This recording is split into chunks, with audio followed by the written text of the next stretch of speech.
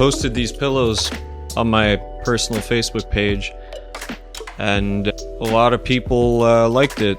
And well, I posted these, or I made these, because pillows are freaking expensive, as you can see on screen right now. It's like $20, $30, $40 for just one fancy pillow, which is square instead of rectangle. So today I'm gonna teach you how to make your own. First things first, what you're gonna need an old pillow that is probably beat down, just a regular bed pillow. It can even be from the dollar store. Next thing you're gonna need is fabric. This is a blanket, and this is leftover curtains from the other pillows I made. So yeah, first thing we're gonna do is we're gonna empty this pillow so that we can then measure it and cut it into the fancy square, which boosts value up by $15. I have an art bin right here, and I'm just gonna take some scissors, and we're gonna cut through this.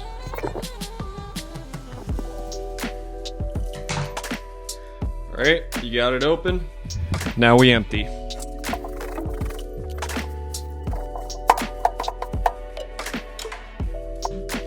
Alright, put that to the side. Now we have our pillowcase. Grab yourself a Sharpie and a measuring tape, which I forgot to get, so I'm gonna get a measuring tape and I'm gonna be right back. Alright, so I got my fancy measuring tape. This is probably what adds all the value. So measure the width of your pillow. Do the same thing the other way to make it square. We'll do one mark up at the top, roughly 18. It really doesn't need to be super precise. Another mark in the center, and looks like we still got some floof there, so just move that over. Actually, we'll move it over into the art bin. Okay.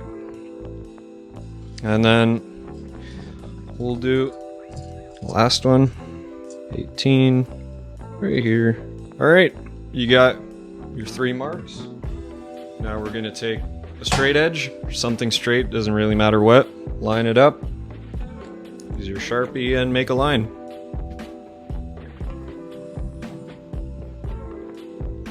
Make sure to draw on your straight edge at the same time. Okay, so we have our line. Now, what we're gonna do is cut it. Grab your kitchen scissors.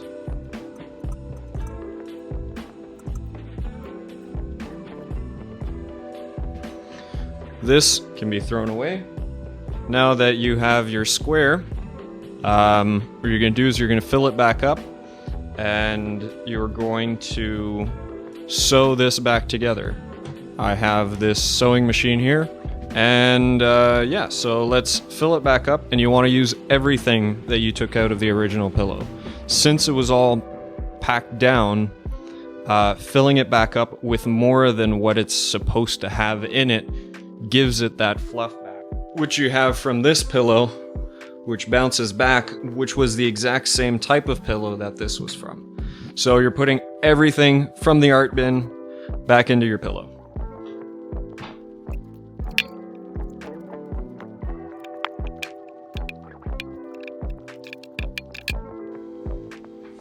So there you go. As you can see, putting everything back in really fluffed up that pillow. The next step, which will help you a ton, is going to be to have pins around that you can pin everything closed, keep all the seams together. And this step, like, again, you don't need to be, this is just the interior cushion of the outside curtain, which this just makes it easier to fit everything properly. So you're just going to pin everything together, and then after that, you're going to sew it shut.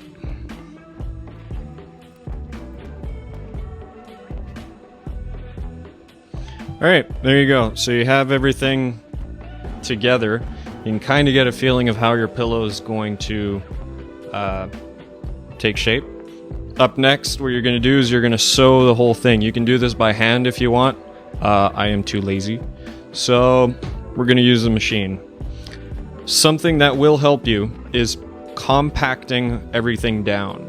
I know you want your pillow to be fluffy. Don't worry, it will be. Just try to push everything down so that you have some fabric to play with without it coming in contact with the machine and pushing your pillow or your fabric out of the way when sewing. Let's sew with the machine. Also, I had already threaded, as you can see, everything onto the machine, but I will show it in B-roll footage right now on how to thread the needle into this particular machine, but it'll change for every machine, so it doesn't really matter. Just read your instructions and you'll be fine.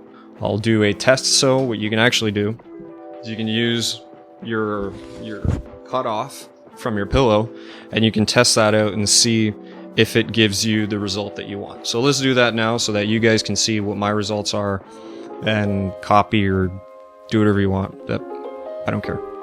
So once you've done the tests you want, I'm sticking to the single line stitch. The length is at 2. The width doesn't matter because it's a line. So there you go. Okay, now we're going to take our pillow and we're going to stitch the side of it.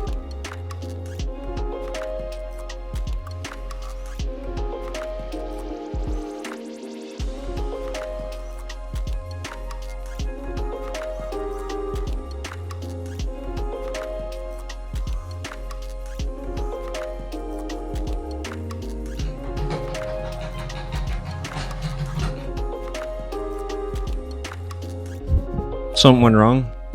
Alright, let's see what's happening. Oh.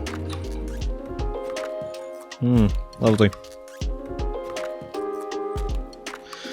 Okay, if this happens to you, don't worry. You'll be fine. First thing you can do is try with your hands. See if there's anything there that'll pull apart. For me, there is. Now that you've got some free play, cut one end off, and as you loosen one side, the other side should come off. So let's do that. Okay, now time for the other side. Now that you have it fixed, well, or once there's nothing there anymore of that big bundle of stuff, you can just, we'll just restart. I'm restarting a little bit in the back right before it screwed up, in hope that that'll just seal off the ends. I don't know if it makes a difference, but that's what I'm doing.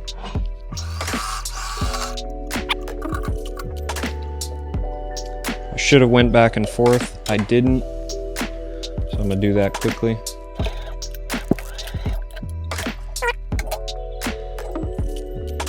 You don't need to make it pretty. This is just the inside of your cushion. Okay, here's your cushion so far. You can shake it up. As you can see, it comes back, not like it used to because it's overstuffed. You'll have all these pieces fraying off, but we'll make sure that in the final pillow, this right here won't matter because this will be on the inside, but in the final pillow, we'll make sure that we won't have something like this, and I have a solution for that to show you guys how to do it. Now what we want is we want to choose our fabric. Let's begin with this one, and then we'll do this one, and what I'm going to do is I'm going to put both of them together. So you're going to have on one side the polyester cover, and on the other side the softer blanket, just because I feel like it. I don't know why my camera just stopped recording, but at least I caught it when it happened. So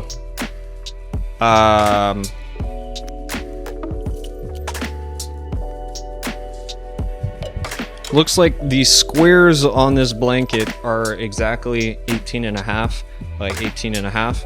So I'm gonna stick with having a 1/2 inch extra to play with. And I think that's actually important because we are gonna be sewing about 1/4 inch on every side. So even having more than that would be ideal. But I'm gonna try to get really on the edge so that I don't have to make a bigger square.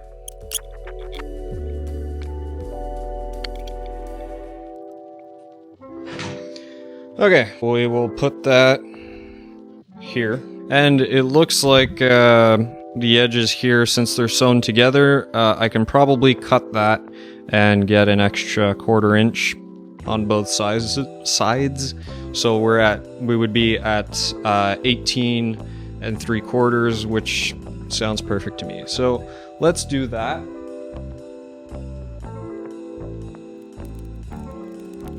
Okay, there you go.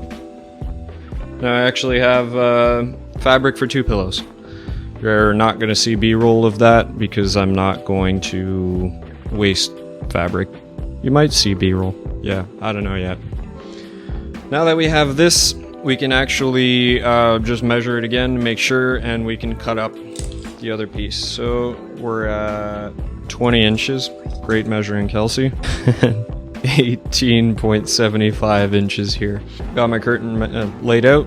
Now let's measure. And this one has a ridge. What I'm going to do is I'm going to measure from where that ridge ends, and I'm just going to cut the whole thing off. Again, rough measurements. We said 19 down there, so we'll do 19 here. Ooh, I can't see anything. There we go.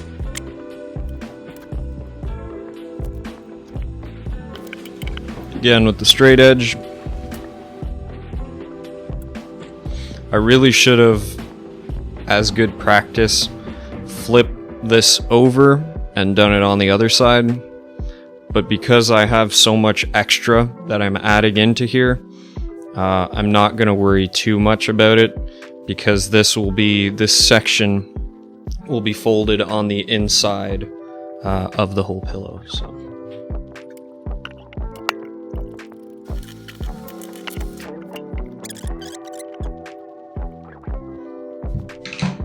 Now we can make sure that both of them are the same size. Let's do that quickly. In theory, they should be. And they are. We're close enough. And now what we want to do, I'm going to keep, I see here that there's a rounded edge. What I'm going to do is I'm going to keep that for the end, since what we're going to do for the end is fold our edge in like this. Same thing on this side, fold our edge in, and then put both folded edges together like this. This will make sure that any fraying ends, like you have right here, don't actually stick out of the pillow and stay into the pillow, and it shouldn't be a problem for a long time. Now what I'm going to do is I'm going to start with the end, which is the center, the up part of the pillow. Make sure everything's all lined up before you start sewing, and then start sewing. You do also need to remember that however you have your squares done, you want to make sure that the section you want on the outside of your pillow is right now on the inside, on both sides. Let's say this side is the side I want on the outside, or yeah, I will place it face up on the table, and this side is the side I want facing outside again of my pillow, but on the other side. I want to make sure that the outside is facing in, again like this. And you'll see why in a second. Now we take our sewing machine and sew everything together. I'm also using the same stitch that I was using before. Not that it matters, use the stitch you want. But yeah, That's the stitch I'm using.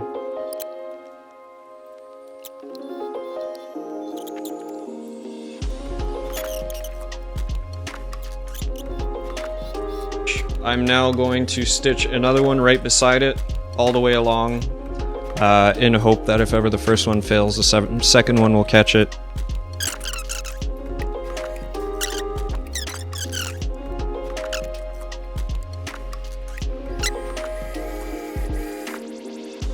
I have my second one done.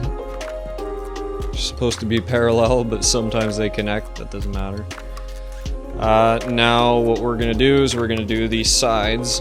So I'm gonna align the sides together. Take your first side and do the exact same thing.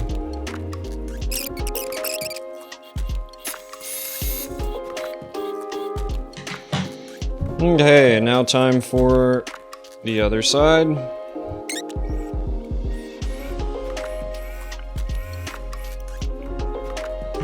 Cut the ends off. Now we can finally see how your pillow is going to look. I used black string. You don't even notice it. I wasn't super careful about how straight all the lines were, but because everything's going to be puffed up, you're just not going to notice it. What we can also do, and what we need to do, is now put our cushion, which we just sewed earlier, doesn't matter which orientation you put it in, and put your cover in.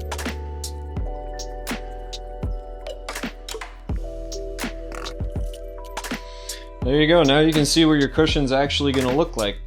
The white part was a little more stretchy. We can make sure that it's not weirdly placed. It's going to be easier to set everything now into your cushion than it will be later. I'm happy with that. Got that side and this side. Now for, I guess, the most difficult part. It's going to be closing up this here. As I was saying earlier, what we're going to need to do is fold one side, or well, you're going to do this on both sides, but fold this in. You're going to do the same thing on the other side, fold it in, and as everything is folded in, that's how you're going to sew it together. And in this section, you will notice the black string, but there isn't really much I want to do about it. And it'll also give you, if you gave some extra, let's say it was a little rectangle, having this in kind of gives you some play on adjusting the length of that side. What I'm going to do again is I'm going to use bobby pins because this part kind of sucks without it. Once that's done, your cushion will be done. So let's do that now.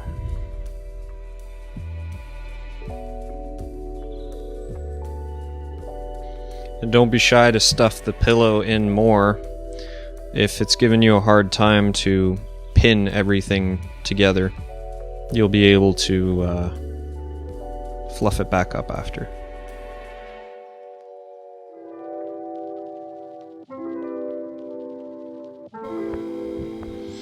Good enough. Now time to sew everything together.